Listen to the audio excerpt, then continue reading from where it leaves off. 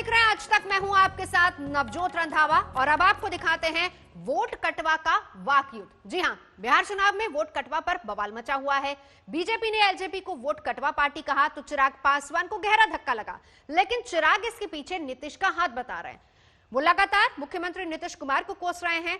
चिराग ने एक बार फिर से नीतीश पर निशाना साधते हुए साफ कह दिया कि अगर चुनाव बाद नीतीश कुमार सीएम बने तो वो एनडीए का नहीं रहेंगे हिस्सा।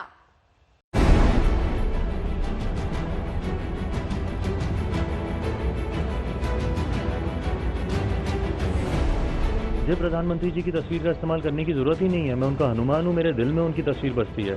किसी दिन होगा तो छाती चीर के भी दिखा दूंगा कि मेरे दिल में मेरे प्रधानमंत्री बसते हैं। चिराग की पार्टी एक वोट कटवाने वाली पार्टी रह जाएगी। चिराग पासवान खुद को पीएम मोदी का हनुमान बताते थक नहीं रहे थे और बीजेपी ने उनकी पार्टी को वोट कटवा पार्टी बताकर उनके इरादों पर ठंडा पानी डाल दिया। जाहिर है चिराग बुझे बुझे से हो गए।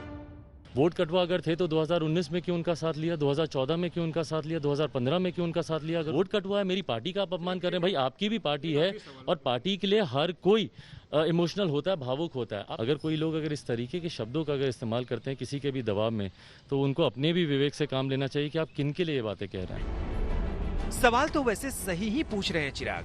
अगर एलजेपी इतनी ही बड़ी वोट कटवा पार्टी है तो उसे एनडीए से निकाल क्यों नहीं देती बीजेपी।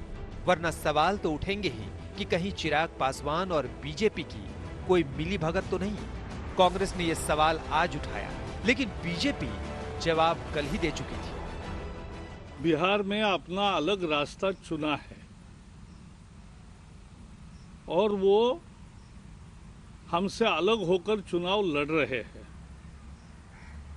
भारतीय जनता पार्टी के वरिष्ठ नेताओं का नाम लेकर भ्रम फैलाने की कोशिश कर रहे हैं। ये झूठ बयानबाजी सफल नहीं होगी। भारतीय जनता पार्टी की कोई बी, सी, डी कोई टीम नहीं है। भारतीय जनता पार्टी 3 गठबंधनों में चुनाव लड़ रही है। एक गठबंधन है जेडीयू और बीजेपी का जो आपको नजर आता है। एक गठबंधन है बीजेपी और एलजेपी का जो आप समझते हैं। एक गठबंधन है बीजेपी और ओवैसी साहब का। 3 ठगबंधन जो हैं उनके साथ बीजेपी इस बिहार के चुनाव में उतरी है। बिहार के राजनीतिक गलियारों में चर्चा आम है कि चिराग पासवान जो कर रहे हैं पीएम मोदी के हनुमान बनकर ही कर रहे हैं। वरना अगर अकेले ही चुनाव लड़ना था तो सभी सीटों पर लड़ते। सिर्फ जेडीयू के खिलाफ उम्मीदवार उतारने के पीछे क्या मकसद है। कहने वाले तो ये भी कह रहे हैं कि बीजेपी खुद जेडीयू को कमजोर करना चाहती है, लेकिन नीतीश कुमार बीजेपी की इस चाल को भांप गए हैं। इसलिए बीजेपी को मजबूरी में एलजेपी के खिलाफ बयान देने पड़ रहे हैं। दबाव मैं समझ सकता हूँ। मुख्यमंत्री निरंतर इस तरीके की दबाव की राजनीति वो करते हैं। खुद वो बोलते नहीं है, दूसरों से वो बुलवाते हैं और ये उनकी कार्यशैली रही है निरंतर। पर उसमें कहीं ना कहीं अपने भी विवेक का इस्तेमाल करना चाहिए कि आप एक ऐसे आदमी की पार्टी के बारे में कह रहे हैं जो कि आज से कुछ दिनों पहले तक आप ही के ही मंत्रिमंडल में आपके साथी थे। एलजेपी के खिलाफ बीजेपी का अचानक से ही आक्रामक होना भी शक पैदा करता है और चिराग पासवान का कॉन्फिडेंस तो अलग ही कहानी कहता है। उन्हें भरोसा है कि अगर त्रिशंकु विधानसभा की स्थिति बनी तो एलजेपी किंग मेकर की भूमिका में आ सकती है। यही चिराग पासवान का प्लान भी है। उनकी पार्टी बिहार की 243 में से 143 सीटों पर उम्मीदवार उतार रही है, जिससे जेडीयू का चेहरा उतरा हुआ है। देखिए, लोजपा जो है वोट कटवा पार्टी हो गई है। एक तरह से वोट कटवा है और जनता को धोखा दे रही है। वो झूठ मूठ के प्रधानमंत्री जी का नाम लेकर के लोगों को डार्क में रख करके चाहता है किस तरह से जनता दल यूनाइटेड के वोट काटे। ऐसा पहली बार हुआ है कि एलजेपी के खिलाफ बयान देने के लिए बीजेपी को केंद्रीय मंत्रियों को आगे लाना पड़ा है। लेकिन विरोधी ही नहीं, राजनीति के जानकारों को भी लगता है कि बीजेपी बिहार में नीतीश कुमार की छाया से अब निकलना चाहती है।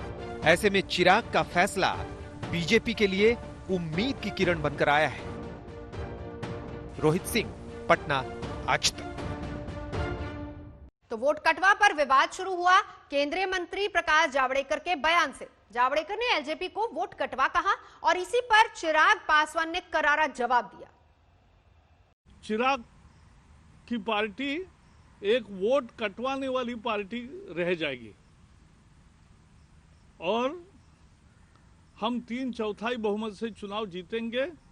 जब उन्होंने अपना अलग रास्ता चुना है, अब वो केवल एक वोट कटवाने की वाली पार्टी बन के रह गए हैं, तब हमारे नेताओं का नाम लेकर एक भ्रम फैलाने की कोशिश करना सफल नहीं होगी। वोट कटवा अगर थे तो 2019 में क्यों उनका साथ लिया, 2014 में क्यों उनका साथ लिया, 2015 में क्यों उनका साथ लिया, अगर उनकी पार्टी वोट कटवा ही थी। इसीलिए मैं कहता हूं कि मेरा विश्वास मेरे प्रधानमंत्री पर है। प्रधानमंत्री जी ने जितना पापा को सम्मान दिया, जितना उनको इज्जत दी, उसको मैं कभी उतार नहीं सकता हूं। बट हाँ, अगर कोई लोग अगर इस तरीके के शब्दों का अगर इस्तेमाल करते हैं किसी के भी दबाव में, तो उनको अपने भी विवेक से काम लेना चाहिए कि आप किन के लिए ये बातें कह रहे हैं। और अब देखिए चिराग पासवान से आज तक की एक्सक्लूसिव बातचीत। बिहार विधानसभा चुनाव में लोक जनशक्ति पार्टी की आखिर स्टेटस क्या है, इसको लेकर बड़ा कंफ्यूजन है। हमारे साथ इस वक्त चिराग पासवान मौजूद हैं, उनसे बात करते हैं। चिराग, काफ़ी जो है कंफ्यूजन की स्थिति है। आप कहते हैं कि आप बीजेपी के साथ हैं, बीजेपी के चुनाव के बाद ही बीजेपी के साथ देंगे, लेकिन बीजेपी से आपको जो है भली बुरी बातें कही जा रही हैं, जेडीयू तो कह ही रहा है, तो कहाँ है आपका स्टेटस, क्या है इस वजह बताइए पार्टी का। रोहित, कोई फर्क नहीं पड़ता, चुनाव का समय है, मुझे पता है। पापा हमेशा बोलते थे कि चुनाव जो है होली की तरह होता है, हर तरीके के रंग आप पर छिड़के जाते हैं, पर चुनाव खत्म होने के बाद सब नहा धो के तैयार होके फ्रेश होके सारे नए तरीके से समीकरण बनते हैं। मैं मानता हूं इस बात को, और मैंने हमेशा से इस बात को कहा है कि मेरा विश्वास मेरे प्रधानमंत्री पर है और प्रधानमंत्री जी के साथ मैं हूं, पूरी तरीके से हूं। अब भाजपा के कुछ लोग यहाँ पर जिस तरीके से माननीय मुख्यमंत्री जी के दबाव में, और मैं उसका भी मैं पूरी तरीके से सम्मान करता हूँ। देखिए, अंतोगत्वा गठबंधन तो भारतीय जनता पार्टी और जनता दल यूनाइटेड का है ही आपस में। उन्होंने आपस में आधी सीटों का उन्होंने बंटवारा किया है और मैंने ये निर्णय लिया है, मेरी पार्टी ने ये निर्णय लिया है कि मैं अकेले में चुनाव लड़ूंगा और मैं जनता दल यूनाइटेड के सामने अपने प्रत्याशी उतारूंगा, भाजपा के सामने मैं अपने प्रत्याशी नहीं उतारूंगा। तो ये मेरा निर्णय, मेरा फैसला है और इसमें मैं अपने फैसले पर मैं अडिग हूँ। हाँ, इतना मैं ज़रूर बोलता हूँ कि मैं चुनाव के बाद मेरे जितने भी जीते हुए प्रत्याशी हैं वो भारतीय जनता पार्टी का और नरेंद्र मोदी जी का वो समर्थन करेंगे। और प्रदेश में हम लोग इस बात को मैं दावे के साथ कह सकता हूं कि प्रदेश में भाजपा के नेतृत्व में ही भाजपा लोजपा सरकार हम लोग बनाएंगे। तो प्रधानमंत्री जब 12 रैलियों में नीतीश कुमार को साथ रखेंगे, वो भी क्या नीतीश कुमार की प्रेशर टैक्टिक्स है बीजेपी के ऊपर कि मुझे आप साथ मंच पे साझा कीजिए अपने साथ? देखिए, हो गई ना, मुख्यमंत्री जिस तरीके से, इतना प्यार मुख्यमंत्री जी को पहले तो कभी नहीं था, प्रधानमंत्री जी को लेकर कभी नहीं था। ये वही प्रधानमंत्री है ना जिनके आने पर किस तरीके से मुख्यमंत्री जी द्वारा गांधी मैदान में स्वागत किया गया था। ये वही प्रधानमंत्री हैं। 2015 के इनके भाषण निकाल के देख लीजिए, कल मैं आप ही के चैनल पर देख रहा था। 2015 की पिछली इनकी जितनी भी प्रेस कॉन्फ्रेंसेज हैं 2015 में, जब ये लालू जी के साथ, आज उन्हीं लालू जी को ये कोसते नहीं थकते हैं। आखिरी सवाल, नीतीश कुमार अगर मुख्यमंत्री बनते हैं, एनडीए को जो अगर मिलता है मेजोरिटी, तो आपको वापस अगर बुलाया जाएगा एनडीए में तो आप वापस शामिल होंगे नीतीश कुमार के नेतृत्व में? Rohit, I can't say it in more words than this. मैंने रिपीटेडली इस बात को कहा है, इसको आप ऑन रिकॉर्ड रख लीजिए। 10 तारीख को मुझसे दोबारा पूछेगा। मौजूदा मुख्यमंत्री नीतीश कुमार जी के नेतृत्व में कोई भी सरकार बनेगी तो लोक जनशक्ति पार्टी विपक्ष में बैठना पसंद करेगी, पर उस सरकार का समर्थन नहीं करेगी। चलिए, शुक्रिया। तो चिराग पासवान ने साफ शब्दों में कह दिया है कि नीतीश कुमार को मुख्यमंत्री के तौर पर वो कतई नहीं देखना चाहते हैं, और अगर ऐसी स्थिति भी अगर आती है विधानसभा चुनाव के बाद जब नतीजे आ जाएंगे तो, और मुख्यमंत्री बनते हैं नीतीश कुमार, तो लोक जनशक्ति पार्टी एनडीए में दोबारा शामिल नहीं होगी बल्कि विपक्ष में बैठेगी। कैमरा पर्सन दीपक कुमार के साथ रोहित सिंह, पटना, आज तक। तो एक तरफ नवरात्र और दूसरी तरफ बिहार का चुनाव, आस्था के साथ साथ राजनीति का रंग साफ दिख रहा है। चुनाव प्रचार के सिलसिले में बिहार पहुंच रहे बीजेपी सांसद मनोज तिवारी कल पटना के एक मंदिर में मां दुर्गा का आशीर्वाद लेते नजर आए। हमारे सहयोगी कुमार कुणाल ने उनसे खास बातचीत की। बिहार में चुनाव प्रचार भी चल रहा है, नेता भी हैं, लेकिन माता के दरबार में सब नतमस्तक हैं। मनोज तिवारी जी हमारे साथ हैं। अभी चुनाव प्रचार से आप आए हैं और यहाँ पर माता के दरबार में, ये चुनाव और धर्म दोनों को कैसे आप तालमेल बैठा रहे हैं? देखिए, बड़ा संजोग हुआ है आज, क्योंकि मैं तो प्रथम दिन माँ के नवरात्र में, मैं तो पिछले मुझे से होश है, कभी माँ की उंगली पकड़ के, कभी जब थोड़े होश हो गए तो खुद से जा कर के हर साल माँ का गीत गाता हूँ। और आज मैं जब आया था प्रचार प्रसार से, तो मेरी आते ही फ्लाइट थी जिससे मैं जाकर के आज दिल्ली में और माँ छतरपुर दर्शन करने वाला था। सब प्लान था, फ्लाइट छूट गई। जो माँ किधर हैं। और हमारे शिवेश जी स्वर्गीय मुनीलाल जी के बेटे हैं, उन्होंने कहा कि भैया चलते हैं यहाँ। और मैं इस मंदिर में आ गया और क्या मंत्र सुना हूँ। मैं इसको माँ की कृपा ही मान रहा हूँ। मेरे जीवन में बहुत बार हुआ है कि माँ ने एकदम से कान पकड़ के बुलाया है और आज जो मंत्रोच्चार सुना हूँ बस माँ से मांग रहा हूँ। लेकिन आपकी भी वाणी में सरस्वती है और माँ सामने है, तो बिना उस सरस्वती के तो मंत्र आपके तो पूरा हो ही नहीं सकता है। तो आज माँ के लिए ही कुछ सही। चुनाव तो आते जाते रहेंगे, लेकिन माता रानी के लिए आज मैंने इसी साल एक गीत गाया है, आज माँ के सामने पहली बार उसको कह देता हूँ। बेला चमेली के दाढ़ी फुलवा लोढ़े भोरे मलिनिया हो राम। गावेली माई महरानी झुलुआ झूले सातों बहिनिया है राम।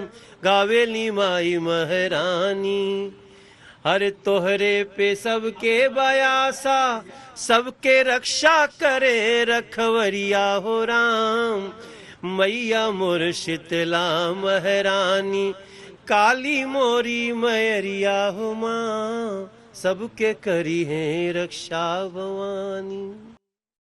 और इस बीच बिहार में महागठबंधन ने अपना संकल्प पत्र जारी कर दिया है। नीतीश के साथ निश्चय के जवाब में बिहार में बदलाव और नौकरी के बाहर के वायदे के साथ महागठबंधन ने मैदान में उतरने के लिए कमर कस ली है।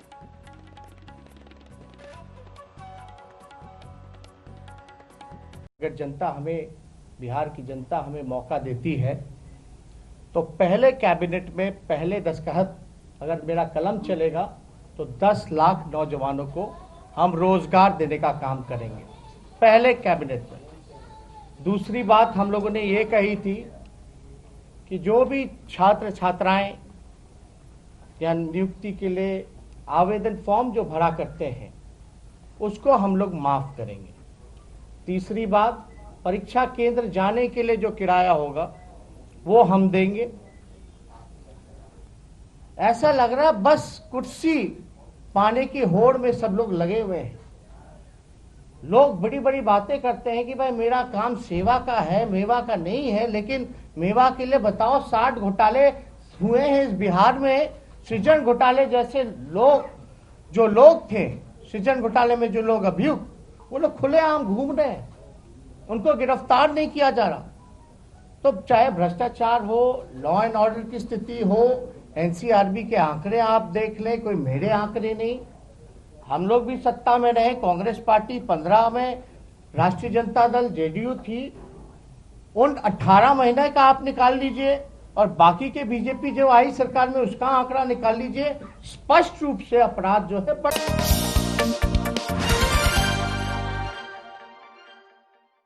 बिहार के मोतिहारी में 23 किलो सोना और 2 किलो चांदी नेपाल की पुलिस ने जब्त की है। रक्सौल विधानसभा क्षेत्र के बीजेपी प्रत्याशी प्रमोद सिन्हा के भाई के घर से इतनी भारी मात्रा में सोना और चांदी बरामद की गई है। प्रमोद सिन्हा के भाई अशोक सिन्हा के वीरगंज के घर में गुप्त सूचना के आधार पर नेपाल की पुलिस ने छापामारी की, जिसमें इतनी बड़ी तादाद में सोना और चांदी मिला है। छापामारी में 22 किलो 576 ग्राम सोने का बिस्किट, 576 ग्राम सोने के गहने और 2 किलो 262 ग्राम का चांदी के गहने जब्त किए गए। तो तस्वीरें देखिए, बीजेपी की नेता के भाई के घर से ये बरामदगी हुई है। इतनी बड़ी तादाद में, इतनी बड़ी संख्या में सोना और चांदी बरामद किया गया है। रक्सौल विधानसभा क्षेत्र के बीजेपी प्रत्याशी हैं प्रमोद सिन्हा, जिनके भाई के घर से ये बरामदगी हुई है। महाराष्ट्र सरकार के खिलाफ विरोध का नगाड़ा बजा देने वाली कंगना रनौत की मुश्किलें बढ़ सकती हैं, क्योंकि कंगना रनौत के खिलाफ मुंबई की बांद्रा कोर्ट के आदेश के बाद एफआईआर दर्ज हो गई है। कंगना पर आरोप लगाया गया है कि वो अपने ट्वीट और इंटरव्यूज के जरिए सांप्रदायिक नफरत फैलाने की कोशिश कर रही हैं। महाराष्ट्र सरकार के खिलाफ कैसा युद्ध छेड़ा था, ये तो पूरे देश ने देखा। तोड़ा गया कंगना का दफ्तर, मगर नकारात्मक छवि बनी शिवसेना और महाराष्ट्र सरकार की। इसके बाद तो सियासत के घोड़े पर सवार फिल्मी मणिकर्णिका ने शिवसेना और महाराष्ट्र के विरुद्ध ट्विटर वाली चिड़िया उड़ानी शुरू कर दी। मगर उन्होंने नहीं सोचा होगा कि उनके ट्वीट ही उनके लिए मुसीबत का परवाना लेकर आ जाएंगे। अब मुंबई की बांद्रा कोर्ट ने आदेश दिया है कि सांप्रदायिक सौहार्द बिगाड़ने के आरोप में बांद्रा पुलिस कंगना रनौत के खिलाफ केस दर्ज करे। कुछ ऑब्जेक्शनेबल ट्वीट से जो उनके, और जिसको हमने हाईलाइट किया कोर्ट के सामने, हमने कोर्ट को बताया कि ये ट्वीट्स है जिससे कुछ सेंटिमेंट्स हर्ट हुई है, कंप्लेनेंट की हुई है, और उससे कुछ सेंटिमेंट्स और लोगों की भी हर्ट होगी ऐसे ट्वीट्स आएंगे तो, और उसके बेसिस पे कोर्ट ने इस पे ऑर्डर पास किया। शिवसेना के लिए तो अच्छी खबर है, मगर कंगना से लड़ाई के पिछले अध्याय को देखते हुए संजय राउत नपी तुली भाषा बोलकर आगे बढ़ गए। अगर कानून न्यायालय कोई कार्रवाई किसी के ऊपर करती है तो मैं मानता हूँ कि कानून का आदर करना चाहिए, न्यायालय का आदर करना चाहिए। दुनिया में कोई भी धर्म किसी को भी किसी की हत्या करने की इजाजत नहीं देता है। फ्रांस में एक टीचर का सर काट दिया गया क्योंकि उसने अपनी क्लास में पैगंबर मोहम्मद का एक कार्टून दिखाया था। और यह घटना पेरिस के पास एक उपनगर सेंट होनेरिन की है, जिसे 18 वर्ष के एक हमलावर ने अंजाम दिया है, जिसे पुलिस ने बाद में मार गिराया। फ्रांस पुलिस इस घटना की जांच आतंकवादी हमले से जोड़कर कर रही है।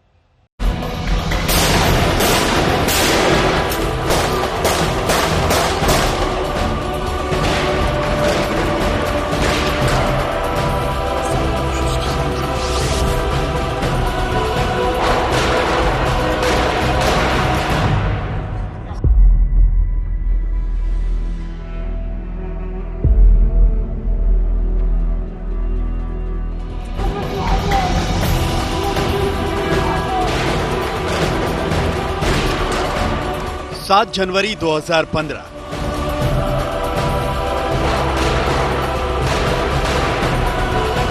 पेरिस के वीकली न्यूज़पेपर शार्ली हेब्दो के दफ्तर पर आतंकी हमला।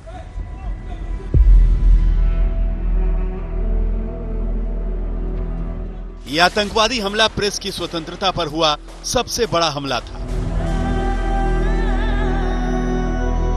वजह थी न्यूज़पेपर में पैगंबर मोहम्मद का कार्टून छपना।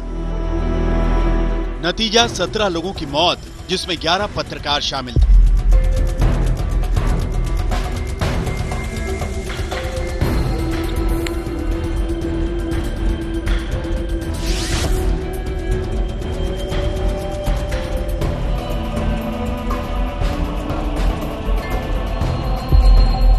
अक्टूबर 2020 पेरिस में एक स्कूल टीचर का सिर काट दिया गया। वजह क्लासरूम में पैगंबर मोहम्मद का कार्टून बच्चों को दिखाना, नतीजा स्कूल टीचर की मौत।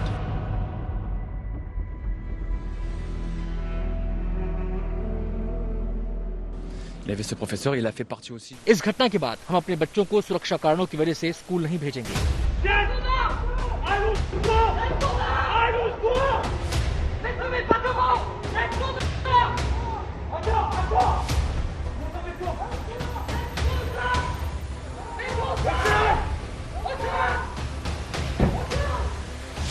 इस वीडियो में टीचर का गला काटकर हत्या करने वाले हमलावर को पुलिस सरेंडर करने के लिए कह रही है।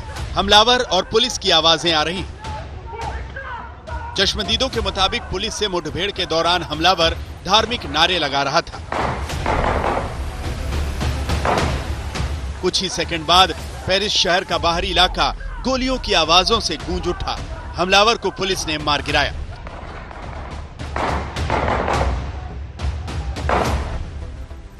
थोड़ी ही देर में मौके पर पुलिस की गाड़ियां और एम्बुलेंस पहुंचने लगी। फ्रांस के राष्ट्रपति मैक्रों भी मौका वारदात पर पहुंचे। आज हमारा एक हमवतन इसलिए मार दिया गया क्योंकि वो अभिव्यक्ति की आजादी के बारे में पढ़ा रहा था। हमारा ये टीचर इस्लामिक आतंकवाद का शिकार हुआ, लेकिन वो जीत नहीं सकते। हम उन पर कड़ी कार्रवाई करेंगे और ये कार्रवाई बहुत जल्द होगी। 47 साल के सैमुअल पैटी को मारने वाला हमलावर सिर्फ 18 साल का था, लेकिन इतनी छोटी उम्र में उसके मन में इतनी धार्मिक कट्टरता भरी थी कि उसने चाकू से टीचर का गला काट डाला। इस घटना के लिए फ्रांस में बढ़ती धार्मिक कट्टरता भी जिम्मेदार है। मारे गए हिस्ट्री टीचर ने करीब 10 दिन पहले एक डिबेट के दौरान पैगंबर मोहम्मद का कार्टून इस्तेमाल किया। जिससे पहले टीचर ने क्लास के सभी मुस्लिम छात्रों को बाहर जाने का ऑफर दिया था, लेकिन एक मुस्लिम छात्रा क्लासरूम में बैठी रह गई, जिसने घर जाकर अपने टीचर की शिकायत पेरेंट्स से की। मुस्लिम पेरेंट्स ने टीचर के खिलाफ स्कूल के प्रिंसिपल से शिकायत की।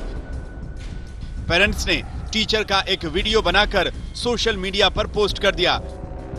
इस वीडियो को इमाद की एक मस्जिद ने ट्विटर पर शेयर कर दिया, जिसके बाद टीचर के खिलाफ सोशल मीडिया पर गुस्सा भड़का और इसका नतीजा ये हुआ। फ्रांस की जांच एजेंसियां इस घटना को आतंकवादी हमला मानकर तफ्तीश कर रही हैं। ये आतंकी हमला फ्रांस को बांट नहीं सकता, जैसा कि ये उग्रवादी चाहते हैं। हम सबको एक नागरिक के तौर पर साथ खड़े रहना होगा। ये घटना ऐसे वक्त में हुई है जब पेरिस में 2015 में हुए शार्ली एब्दो हमले की सुनवाई चल रही है। सुनवाई शुरू होने के बाद मैगजीन ने फिर से पैगंबर मोहम्मद के कार्टून छापे थे, जिस पर अलकायदा ने धमकी दी थी कि 2015 का हमला आखिरी नहीं था। इस आतंकी धमकी के करीब 1 महीने पहले पेरिस में 25 साल के एक पाकिस्तानी नागरिक पर भी ऐसी ही एक घटना में शामिल होने के आरोप लगे थे। उस पर आरोप था कि उसने शार्ली एब्दो द्वारा पैगंबर मोहम्मद के कैरिकेचर के प्रकाशन का बदला लेने के लिए एक टीवी प्रोडक्शन एजेंसी के 2 कर्मचारियों पर हमला किया था। इसी टीवी प्रोडक्शन हाउस का ऑफिस शार्ली एब्दो की बिल्डिंग में था। दोनों कर्मचारियों की जान बच गई थी, लेकिन पेरिस में हुए हमले में टीचर की जान नहीं बच पाई। ये महज घटनाएं नहीं है, बल्कि फ्रांस में बढ़ते धार्मिक कट्टरवाद का आईना है। आज तक ब्यूरो।